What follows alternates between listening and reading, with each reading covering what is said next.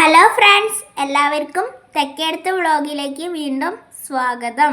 ഇന്ന് ഞാനിവിടെ ചേമ്പുംതാൾ വെച്ചിട്ടൊരു മുളകോഷ്യനാണ് ഉണ്ടാക്കാൻ പോണത്. ചേമ്പുംതാൾ അതിൻ്റെ സ്കിന്നൊക്കെ കളഞ്ഞ് ചെറിയ കഷ്ണങ്ങളാക്കി ഉപ്പും മഞ്ഞൾപ്പൊടി വെള്ളത്തിലും ഇട്ട് കഴുകി എടുത്ത് വെച്ചതാണ്.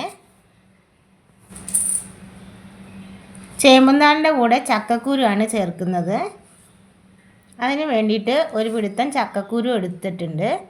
അത് നന്നാക്കി തൊലി കളഞ്ഞെടുക്കാം. ചക്കക്കുരുവൊക്കെ തൊലി കളഞ്ഞ് നന്നാക്കി എടുത്ത് ചെറിയ കഷ്ണങ്ങളാക്കി വെച്ചു.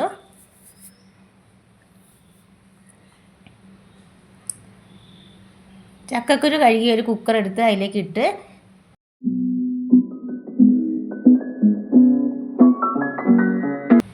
അതിൽ ലേശം മഞ്ഞൾപ്പൊടി ഇട്ട് പാകത്തിന് ഉപ്പും ഇട്ട് വെള്ളം ഒഴിച്ച് വേവിക്കാം.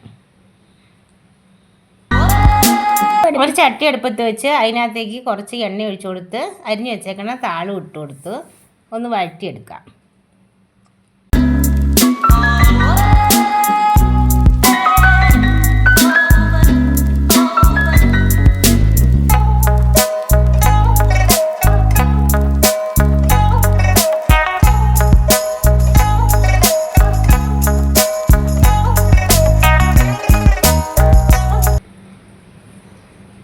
താളൊക്കെ നന്നായി വഴണ്ടു വന്നിട്ടുണ്ട്.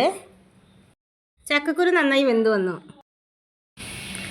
മിക്സിൻ്റെ ജാറെടുത്ത് അതിനകത്തേക്ക് തേങ്ങയും ചുവന്നുള്ളി 2 എണ്ണം, ജീരകം, മഞ്ഞൾപ്പൊടി, പച്ചമുളക് എല്ലാം കൂടി നന്നായി അരച്ചെടുക്കാം.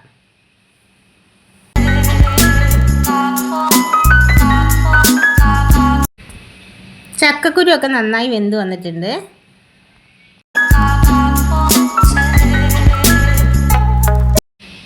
വേവിച്ച് വെച്ച ചക്കക്കുരുവിലേക്ക് വഴറ്റി വെച്ച താള് ചേർത്ത് കൊടുക്കാം.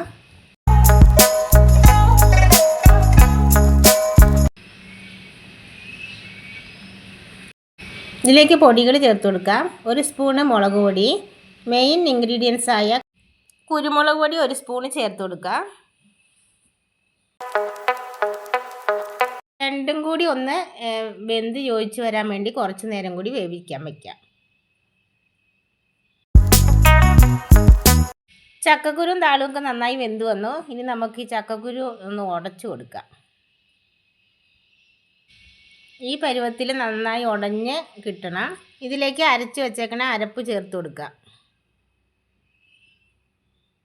അരപ്പൊക്കെ നന്നായി തിള വന്നു. ഇതിനകത്തേക്ക് കൂടുതൽ അളവിൽ കറിവേപ്പിലയും കുറച്ച് പച്ച വെളിച്ചെണ്ണയും കൂടി ഒഴിച്ച് നമുക്ക് ഇളക്കി സ്റ്റൗ ഓഫ് ചെയ്യാം. ഇതിൽ വറവൊന്നും ഇടുന്നില്ല. പച്ച വെളിച്ചെണ്ണയും കറിവേപ്പിലയാണ് ഇതിൻ്റെ മെയിനായിട്ടുള്ള ടേസ്റ്റ്. അങ്ങനെ ചക്കക്കുരും താളും വെച്ചിട്ടുള്ള മുളകേഷ്യൻ ഇവിടെ റെഡിയായി. എല്ലാവരും ട്രൈ ചെയ്യണം, ലൈക്ക് ചെയ്യണം, ഷെയർ ചെയ്യണം. ഇതുവരെ ചാനൽ സബ്സ്ക്രൈബ് ചെയ്യാത്തവർ സബ്സ്ക്രൈബ് ചെയ്യണം. പുതിയ വീഡിയോ ആയിട്ട് വീണ്ടും വരുന്നതായിരിക്കും. Bye bye.